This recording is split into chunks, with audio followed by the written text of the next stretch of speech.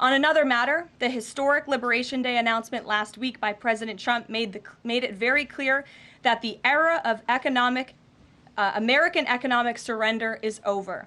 President Trump is no longer going to allow American workers and companies to be ripped off at the hands of foolish trade practices that shipped away millions of high-paying jobs and hollowed out communities across the country.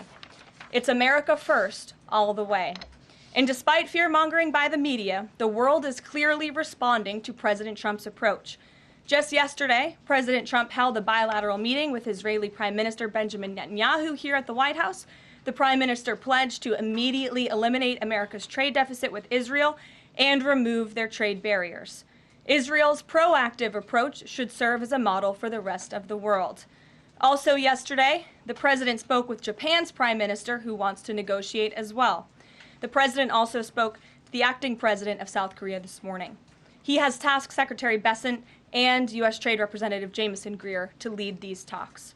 In total, since the Liberation Day announcement, nearly 70 countries have already reached out to the President to begin a negotiation. Countries are falling over themselves to reform their unfair trade practices and free open their markets to our country. Why? Because these countries greatly respect President Trump in the sheer power of the American market. These countries realize they've gotten filthy rich over the past few decades by imposing substantial tariffs on American-made products and ridiculous non-monetary barriers to block out American industry. The jig is up. Past American presidents sat by and let this happen, but President Trump stood up for our country, and he is saying no more. The President's message has been simple and consistent from the beginning. To countries around the world, bring us your best offers, and he will listen. Deals will only be made if they benefit American workers and address our nation's crippling trade deficits. America does not need other countries as much as other countries need us, and President Trump knows this.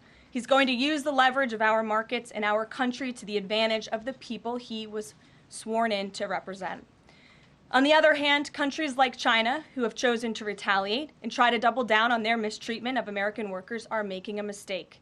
President Trump has a spine of steel, and he will not break, and America will not break under his leadership.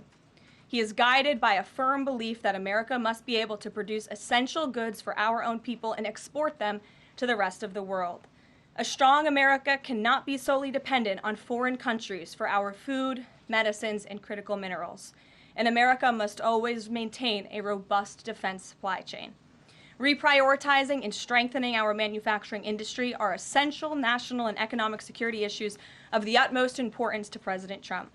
By focusing on supercharging the onshoring of American manufacturing, the President is already delivering on his promise to usher in an economic golden age for our country.